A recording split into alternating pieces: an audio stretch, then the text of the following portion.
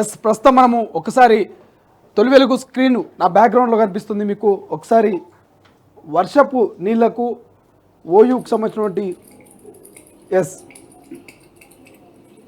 Video ఒకసారి చూసుకోవచ్చు. తొలి వెలుగు స్క్రీన్ మీద కూడా స్క్రోల్ అవుతుంది మీకు. ఈ విజువల్స్ ఈ వీడియో చూస్తూ ఉంటే ఒకటి అర్థమవుతుంది అసలు ఈ సంఘటన ఎక్కడ జరిగింది, ఎలా జరిగింది, ఎందుకు జరిగింది. ఈ సంఘటన ఎక్కడనో జరగలేదు, మన హైదరాబాదు ఉస్మానియా యూనివర్సిటీలో జరిగింది.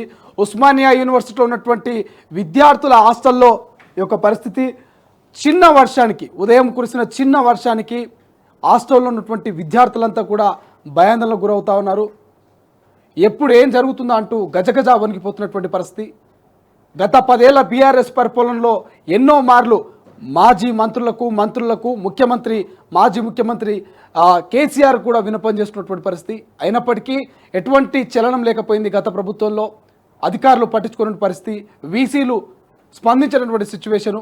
సో ఉస్మానియా యూనివర్సిటీలో ఉన్నటువంటి ఏదైతే హాస్టల్స్ ఉన్నాయో హాస్టల్స్లో చిన్న వానకే ఆ యొక్క డైనింగ్ హాల్లో మొత్తము వర్షపు నీరు చేరుకుంది. ఒకసారి తొలి వెలుగు స్క్రీన్ మీద ఎక్స్క్లూజివ్గా ఆ వర్షపు నీళ్లను ఎత్తివేస్తున్నటువంటి విజువల్స్ చూస్తూ ఉన్నాము.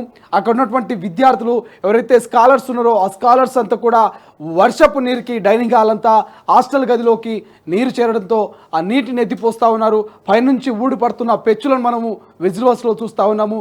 ఒక రకమైనటువంటి భయాందోళనకు స్టూడెంట్స్ గురవుతున్నారు. అసలు ఏం జరుగుతుంది ఉస్మానియా క్యాంపస్లో, ఉస్మానియా యూనివర్సిటీలో ఉన్నటువంటి హాస్టల్స్లో ఏం జరుగుతుంది, విద్యార్థులు ఎందుకు భయాందోళనకు గురవుతున్నారు, గత ప్రభుత్వం ఎలాగో పట్టించుకోలేదు, పోనీ ఈ ప్రభుత్వమైనా పట్టించుకుంటుందా అంటే తెలీదు. మరి ఈ ప్రభుత్వమైన 8 నెలల పరిపాలనలో ఉస్మానియా యూనివర్సిటీ పట్ల, మరి ఉస్మానియా యూనివర్సిటీ వైపుగా వెళ్ళి అక్కడ ఉన్నటువంటి పరిస్థితులను గత ప్రభుత్వం ఎలాగూ పట్టించుకోలేదు, మేమైనా ఖచ్చితంగా పట్టించుకుంటాం, విద్యార్థులు చేసిన బస్సు యాత్రల ద్వారా, నిరుద్యోగుల ద్వారానే మేము అధికారంలోకి వచ్చాము, మరి అటువంటి విద్యార్థులకు నిరుద్యోగులకు ఖచ్చితంగా న్యాయం చేస్తామన్నటువంటి కాంగ్రెస్ పార్టీ మరి విద్యార్థులకు ఈ యొక్క విజువల్స్ చూసైనా ఏమైనా మనసు కలుగుతుందా, చెలిస్తుందా, మరి ఉస్మానియా యూనివర్సిటీలో జరుగుతున్నటువంటి ఈ యొక్క ఆందోళనకరమైనటువంటి సంఘటనలు చూస్తూ మరి ప్రభుత్వం స్పందిస్తుందా చూడాల్సిన అవసరం ఉంది. ఒకసారి ఉస్మానియా యూనివర్సిటీకి సంబంధించినటువంటి విద్యార్థి వలిగొండ నర్సింహ్కి ఒకసారి కాల్ చేద్దాం. అసలు ఉస్మానియాలో ఏం నడుస్తుంది, ప్రస్తుతం మార్నింగ్ విద్యార్థులు భయాందోళనకు గురైనటువంటి వీడియోలు కూడా మనం చూసినాం. నరసింహ నమస్తే.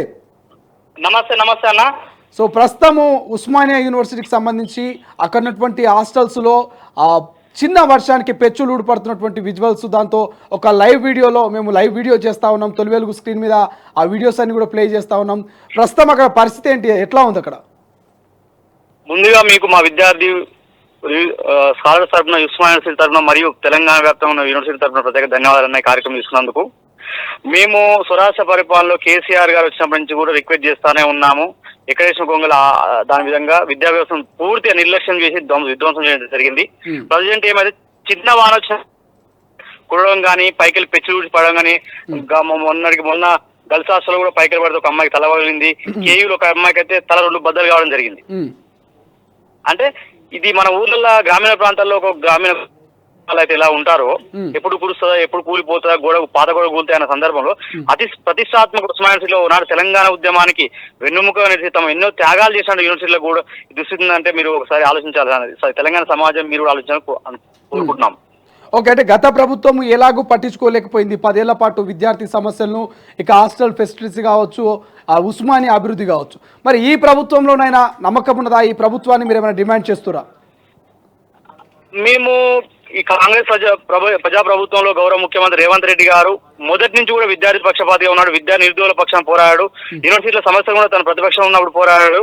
మరియు అధికారంకి వచ్చిన తర్వాత కూడా మొన్న అసెంబ్లీ వేదికగా మౌలిక వసతుల కోసం, ప్రత్యేకంగా మౌలిక వసతుల కోసం 500 కోట్లు, ఉస్మానియాకు ప్రత్యేకంగా 100 కోట్లు, కాగితాలకే పరిమితమైన ప్రతిష్టాత్మక తెలంగాణ మహిళా యూనివర్సిటీ కూడా 100 కోట్లు కేటాయించడం జరిగింది. ఈ క్రమంలో మాకు గౌరవ ముఖ్యమంత్రి రేవంత్ రెడ్డి గారి మీద కాంగ్రెస్ ప్రజా ప్రభుత్వం సంపూర్ణ విశ్వాసం ఉంది. దానికి తోడుగా తొందరగా ఇది పూర్తి చేస్తే, కొన్ని సౌకర్యాలు కల్పిస్తే మా విద్యార్థులు మంచి ఉంటారని మేము కోరుకుంటా ఉన్నాం. దానితో పాటుగా 10 ఏళ్ల కాలంలో పూర్తి విధ్వంసమైన విద్యా వ్యవస్థని చక్కబెట్టడం కోసం గతంలోనే విద్యార్థి మేధావులను కూర్చోబెట్టి 2-3 దఫాలుగా చర్చలు కూడా జరిగింది. ఆ క్రమంలో మేము రాష్ట్ర ప్రభుత్వానికి ముఖ్యమంత్రి రేవంత్ రెడ్డి గారికి కూడా మా తరఫున విజ్ఞప్తి చేస్తా ఉన్నాం ఏమంటే 10 ఏళ్ల కాలంలో కేంద్ర రాష్ట్ర ప్రభుత్వాల నిర్లక్ష్యపూరిత వైఖరి వలన మేము రీసెర్చ్ కాలం ప్రత్యేకంగా ఇక్కడ ఫెలోషిప్ లేకుండా ఒక నాణ్యమైన పరిశోధన కొనసాగించలేకపోతున్నాం. మాకు ఎలాంటి ఆర్థిక సహకారం అందలేదు. మెస్సు బకాయిలు కూడా కొద్దిగా భారంగా ఉండడం జరుగుతుంది. కాబట్టి దయచేసి ముఖ్యమంత్రి గారు, రాష్ట్ర ప్రభుత్వం, అందరూ పెద్దలందరూ మాకు ఈ మెస్సు బకాయిలు ఫెలోషిప్లు కూడా మేనిఫెస్టో పెట్టడం జరిగింది. వాటిని రద్దు చేయించే విధంగా మీ మీడియా సోదరులు కూడా ముందుకు దీన్ని తీసుకుపోవాల్సిన విజ్ఞప్తి చేస్తా ఉన్నాం. ఎస్, ప్రధానంగా ఆ ఉదయము మేము వీడియోలు ఏవైతే తొలి వెలుగు స్క్రీన్ మీద ప్లే అవుతున్నాయో ఆ వీడియోలో ప్రధానంగా మీరు కనిపిస్తూ ఉన్నారు. వాటర్ అంతా కూడా ఎత్తిపోస్తున్నటువంటి పరిస్థితి. కొంత ఆలస్యంగా ఈ వీడియోలు బయటకు వచ్చినప్పటికీ మీరు ఉదయం ఎదుర్కొన్నటువంటి సమస్య ఏంటి అక్కడ? మేము మెస్సుకు early morning 8 o'clock mess open అయ్యే క్రమంలో పోదాం అనుకునే క్రమంలో చూసే వరకు మొత్తం పూర్తిగా కురుస్తా ఉన్నది. అది ఇప్పుడు రాత్రి కూర్చుందో, ఈ రోజు ఒక్కరోజు కూర్చుందో కాదు, గత 10 సంవత్సరాల నుంచి తెలంగాణ గవర్నమెంట్ లో ప్రతి క్షణం మేము ఇక్కడ ఉన్న గౌరవ వీసీ, ఇంతకుముందుకున్న వీసీ గారికి రికమెండ్ చేశాం. తర్వాత ఐఐటీ చైర్మన్ చేశాము. రకరకాల అప్పుడు ప్రణాళిక సంఘం చైర్మన్, వైస్ చైర్మన్ ఉన్న వినోద్ కుమార్ గారు చెప్పాం. కానీ ఏ రోజు కూడా పట్టిన దాఖలాలు లేవు. ఇక్కడ వాళ్ళ ఆర్థిక లావాదేవీల కోసము, వాళ్లకు సొంతంగా లబ్ధి పొందడం కోసం మాత్రం ఇక కొన్ని అడ్మినిస్ట్రేషన్ బిల్డింగ్స్, కొన్ని రోడ్ నిర్మాణాలు అని చెప్పి రకరకాల నిర్మాణాలు చేశారు. ఎందుకంటే అవి విద్యార్థులకు ప్రత్యక్షంగా ఎలాంటి ఉపయోగం లేనటువంటి దాంట్లో ప్రతిమా కన్స్ట్రక్షన్ అనేది ప్రత్యేకంగా చెప్పుకోవాలి. ఎందుకంటే ఇక వినోద్ కుమార్ వాళ్ళ బంధువులది ప్రతిమా కన్స్ట్రక్షన్ కి ఇక్కడ అన్ని కాంట్రాక్ట్ అప్పయిపోవడం జరిగింది ఇక్కడ. ఓకే, సో ఇప్పటికే చెప్పండి. ఈ గత ఉన్న వీసీ పైన కూడా విచారణ చెప్పడానికి కోరుకుంటాం. ఎందుకంటే ఎన్నడూ లేని విధంగా దుస్థితి అయిన తెలంగాణ, ఎంతో చైతన్యవంతమైన తెలంగాణలో ఎప్పుడు లేదు, ఈ ఉమ్మడి ఆంధ్రప్రదేశ్ లో ఎప్పుడు లేదు.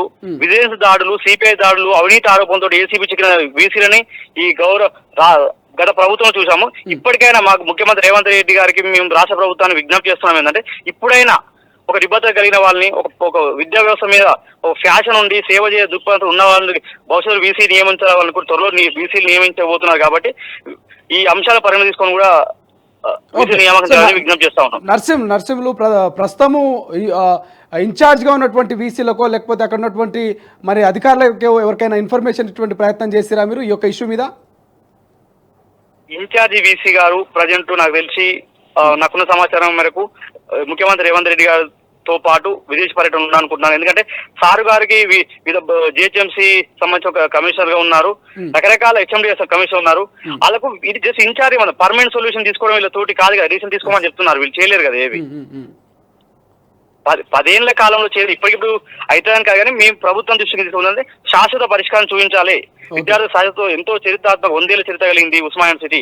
ఇక్కడ నుండి ఎన్నో ఉద్యమాలు పుట్టినాయి, ఎంతో చైతన్యం తెలంగాణ వ్యాప్తంగా ఈ రోజు కాంగ్రెస్ ప్రజాప్రభుత్వం రావడానికి ముఖ్య భూమిక పోసిన ఉస్మానియా యూనివర్సిటీతో పాటు ఎంతో మంది విద్యార్థులు. కాబట్టి ఎంతో మంది మొదటి తరం విద్యార్థులు వస్తారు ఇక్కడ కులమా మతమా కాదు, మొదటి తరం ఆర్థికంగా వెనుకబాటు తరంకి లోనైన వాళ్ళు చదువుకోవడానికి ఎంతో మందికి ఒక నూతన జీవితాన్ని ఇచ్చే వ్యవస్థ. దీన్ని కాపాడుకోవాల్సిన బాధ్యత మేధావులకు ఉంది, తెలంగాణ సమాజానికి ఉంది, ప్రత్యేకంగా గౌరవ ముఖ్యమంత్రి రేవంత్ రెడ్డి గారి పైన ఉంది. కాబట్టి వారికి మేము అప్పీల్ చేస్తా ఉన్నాం. ఈ సమస్యను వాళ్ళ దృష్టికి తీసుకుపోయే ప్రయత్నం చేస్తున్నాం ఈ రోజు మేము. Yes, thank you so much Narsimhulu. So ఇది మొత్తం మీద ఉస్మానియా విద్యార్థి ఇక విస్తుపోయే నిజాలు చెప్తా ఉన్నాడు. గత 10 ఏళ్ల నుంచి ఇదే పరిస్థితి. తెలంగాణ వ్యాప్తంగా ఎంతో మంది పల్లెను విడిచి పట్టణానికి వచ్చి ఉస్మానియా యూనివర్సిటీలో ఇక ఆర్ట్స్ కాలేజ్ వేదికగా ఎన్నో ఉద్యమాలు నడిచినాయి. ఆ ఉస్మానియా క్యాంపస్లో సీట్ కొట్టడం ఒక కలగా పెట్టుకొని అక్కడికి వచ్చి పిహెచ్డికి సంబంధించి పిహెచ్డి చేస్తూ ఉంటారు. పిహెచ్డి స్కాలర్స్గా ఇక డిగ్రీలు, పీజీలు చేస్తూ అక్కడనే గ్రూప్స్ 1, గ్రూప్ 2కు సంబంధించి ఎన్నో కాంపిటేటివ్ ఎగ్జామ్స్కి ప్రిపేర్ అవుతున్నటువంటి నిరుపేదలు బతుకుతున్నటువంటి నిరుపేద కుటుంబాల నుంచి వచ్చినటువంటి విద్యార్థులు ఎంతోమంది ఉన్నారు. అటువంటి నిరుపేద విద్యార్థులు ఇక 10 ఏళ్ల నుంచి ఈ యొక్క నరక యాతన అనుభవిస్తూ ఉన్నాము. మా హాస్టల్ గదిలో చిన్న వానబడ్డ మొత్తం అంతా జలమయమైపోతూ ఉంది. మరోవైపు పైనుంచి పైకప్పులు ఊడి కింద పడతా ఉన్నాయి. క్షణం భయంగా బతుకుతున్నాము. ఏ క్షణము వర్షం పడ్డా పైనుంచి పెచ్చు ఊడిపడే అవకాశం ఉంటుంది. గతంలో కొంతమంది అమ్మాయిల మీద పెచ్చులు ఊడి తలలు పగిలినటువంటి సందర్భాలు ఉన్నాయి. సో ఉదయం కురిసిన చిన్న వానకు మేము భయాందోళనకు గురయ్యాము. పైనుంచి పెచ్చులు ఊడిపడ్డాయంటూ కూడా విద్యార్థి నరసింహ చెప్తున్నటువంటి పరిస్థితి. మరి గత ప్రభుత్వం ఎలాగూ విద్యార్థుల సమస్యల్ని ఉస్మానియా యూనివర్సిటీలో అడుగుపెట్టలేదు, ఉస్మానియా యూనివర్సిటీ విద్యార్థులను పట్టించుకోలేదు. మరి ఇప్పుడు ఇదే ఉస్మానియా విద్యార్థులు, నిరుద్యోగులు, విద్యార్థి నాయకులు, ఇక నిరుద్యోగుల బస్సు యాత్ర ద్వారా ఏర్పడినటువంటి కాంగ్రెస్ ప్రభుత్వము, ముఖ్యమంత్రి రేవంత్ రెడ్డి అయినా మరి ఈ వీడియోను చూసి స్పందిస్తారా? ఈ ఉస్మానియా విద్యార్థి నాయకులకు, విద్యార్థులకు న్యాయం చేస్తారా? ఉస్మానియా మీద ఏమైనా స్పెషల్ ఫోకస్ పెడతారా లేదా చూడాల్సిన అవసరం ఉంది. ఎన్నో ఏళ్ల చరిత్ర కలిగిన ఉస్మానియా యూనివర్సిటీలో ఇటువంటి పరిస్థితి నిజంగా దారుణము. ఎందుకంటే ఇప్పటికే ప్రభుత్వ పాఠశాలలో కావచ్చు, అదేవిధంగా గురుకుల పాఠశాలలో కావచ్చు పరిశుద్ధత లేకపోవడం, పాములు, దోమలు, ఇక టాయిలెట్స్ కూడా కనీస సౌకర్యాలు లేకుండా విద్యార్థులు ఇక ఇబ్బందులు పడుతున్నటువంటి పరిస్థితి.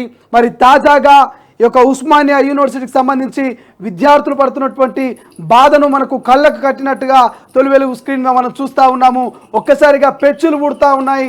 ఆ ఫ్యాన్ సీలింగ్ల నుంచి కూడా వాటర్ లీక్ అవుతుంది. ఒకసారి ఎక్స్క్లూజివ్గా మనం చూస్తూ ఉన్నాం. ఇది ఎన్నో ఏళ్ల చరిత్ర కలిగిన ఉస్మానియా యూనివర్సిటీలో ఉన్నటువంటి హాస్టల్ల పరిస్థితి. మరి ఎందుకు గత ప్రభుత్వం పట్టించుకోలేదు? ఈ ప్రభుత్వమైనా పట్టించుకోవాలి కదా. ఒక్కొక్క పెచ్చు ఎంత పెద్దగా ఉందో చూడొచ్చు. ఈ పెచ్చులన్నీ ఒకవేళ విద్యార్థులు భోజనం చేస్తున్న సందర్భంలోనో, లేకపోతే అక్కడ హాల్లో ఉన్నప్పుడు వాళ్ళ తల మీదనో, వాళ్ళ నెత్తుల మీదనో, లేకపోతే వాళ్ళ మీదనో పడితే వాళ్ళ పరిస్థితి ఏంది? ప్రాణాలు పోయేటువంటి పరిస్థితి మనకు అనిపిస్తుంది. ఎందుకు ఈ ప్రభుత్వాలు విద్యార్థుల పట్ల, యూనివర్సిటీల పట్ల, హాస్టల్స్ పట్ల ఎందుకు ఈ మొండి వైఖరి చూపిస్తుంది? ఇలా విద్యకు, వైద్యానికి ప్రాధాన్యత ఇస్తున్నటువంటి రాష్ట్ర ప్రభుత్వాలు మరి ఎక్కడ పోయింది? విద్యార్థులకు, విద్యకు సంబంధించి, ప్రభుత్వ హాస్టళ్లకు సంబంధించి ఎందుకు ప్రాధాన్యత ఇవ్వట్లేదు? ఎందుకు కనీసం పట్టించుకున్నటువంటి పాపాన పోవట్లేదు? ఇవాళ ఒక విద్యార్థి చెప్తున్నాడు, ఉస్మానియా యూనివర్సిటీలో అడ్మిషన్కి సంబంధించినటువంటి బ్లాక్స్, అడ్మిషన్కి సంబంధించినటువంటి బిల్డింగ్స్ ఎన్నో కడుతున్నారు, కానీ విద్యార్థులకు హాస్టల్స్ కనీసం తలదాచుకోనికే, పడుకోవడానికి, చదువుకోవడానికి నిలువ నీడైనటువంటి కొత్త హాస్టల్స్ను కట్టలేకపోతున్నారు. ఉన్న హాస్టల్స్ను కనీసం మరమ్మతులు చేయలేకపోతున్నది ఈ రాష్ట్ర ప్రభుత్వాలు మారుతున్నాయి, కానీ మా బ్రతుకులు మారట్లేదు, మా హాస్టల్ పరిస్థితులు మారట్లేదంటూ విద్యార్థులు బాపోతున్నటువంటి పరిస్థితి. శ్రీకాంత్, ఒకసారి ఆ 2 వీడియోస్ కూడా ఈ వాట్సాప్ నెంబర్కి పెట్టే ప్రయత్నం చేయి. మీకు ఇంకొన్ని వీడియోస్ కూడా చూపిస్తా. ఆ వీడియోస్లో ఆ విద్యార్థి వాటర్ను, ఆ యొక్క డైనింగ్ హాల్లోకి వచ్చినటువంటి వాటర్ని మీరు ఆల్రెడీ స్క్రీన్ మీద చూస్తున్నారు. ఆ వాటర్ని ఎత్తిపోసే ప్రయత్నం చేస్తున్నాడు. అంటే విద్యార్థులు ఇవాళ వాళ్ళు చదువుకోవాలన్నా, ఇక్కడ ఉద్యోగాలకు ప్రిపేర్ కావాలన్నా, లేకపోతే హాస్టల్లో ఉన్నటువంటి సమస్యల మీద ఫైట్ చేయాలన్నా, అసలు వాళ్ళు ఏం చేయాలి? కనీసం ఒక విద్యార్థికి ప్రశాంతమైనటువంటి వాతావరణంలో కనీసం చదువుకోనికి వాళ్ళకు కొన్ని ఏర్పాట్లు చేస్తే వాళ్ళు చదువుకోనికి అవకాశం ఉంటుంది. ఓవైపు వాన చినుకులకు ఇక బిల్డింగ్ అంతా తడిసి ముద్దవుతుంది, మరోవైపు ఏమో విద్యార్థులు ఆ నీళ్ళు ఎత్తిపోయినకే దానికి దీనికే అరికోసపడుతున్నటువంటి పరిస్థితి. మరి ఈ నేపథ్యంలో వాళ్ళు అసలు ఎట్లా ప్రిపేర్ అవుతారు? ఏంది ఏంది ఇది? ఓకే, 3rd one కదా. ఇగో ఇక్కడ చూస్తున్నాం, ఇదేమో పెచ్చులు ఊడిపోయింది. ఓకే, ఈ 30 seconds వీడియో ఒకసారి చూడండి. ఇగో ఇది హాస్టలా లేకపోతే ఏంది? హాస్టలా లేకపోతే ఏంది ఇది? ఒకసారి చూడొచ్చు విజువల్స్. ఇగో ఈ ఫ్యాన్ సీలింగ్లోకి వెళ్ళి ఇళ్ళకెళ్ళి వాటర్ పడుతున్నాయి, చుక్క చుక్క చుక్క చుక్క. మనం వెనకటికి పూరి గుడిసెలు, పెంకుటిల్లు చూసేది. ఒక పేద కుటుంబము పూరి గుడిసెల్లా, పెంకుటిళ్ళలో ఉంటే వాళ్ళు పడుకున్నప్పుడు రాత్రిపూట వర్షం పడితే భయంగా బిక్కుమని బతికేటోళ్ళు. ఏ టైంలో గుడిసె కూలిపోతుందో, ఏ టైంలో మా ఇల్లు కూలిపోయి మా మీద పడుతుందో అని బతికేటోళ్ళు. ఇలా హాస్టల్ విద్యార్థులు ఆ పరిస్థితిని ఎదుర్కొంటున్నారు. హాస్టల్ విద్యార్థులు ఆ పరిస్థితిని ఎదుర్కొని మొత్తం ఈ హాల్ అంతా కూడా కింద బండల మీద మొత్తము నీళ్లు నిలిచినాయి. ఇటువంటి పరిస్థితుల్లో ఇవాళ ఉస్మానియా యూనివర్సిటీలో విద్యార్థులు చదువుకుంటున్నారు. ఇప్పుడున్నటువంటి పరిస్థితి. మరి ఈ ప్రజాపాలన, ప్రజాప్రభుత్వం అంటున్నది కదా, ఈ రేవంత్ రెడ్డి గారి ప్రభుత్వంలోనైనా మరి ఉస్మానియా యూనివర్సిటీ విద్యార్థుల బతుకులు ఏమైనా బాగుపడతాయా? వాళ్ళ హాస్టల్లో ఏమైనా మరమ్మతులు జరుగుతాయా? కనీసం దీని మీద రాష్ట్ర ప్రభుత్వం ఏమైనా నజరేస్తుందా లేదా చూడాలి.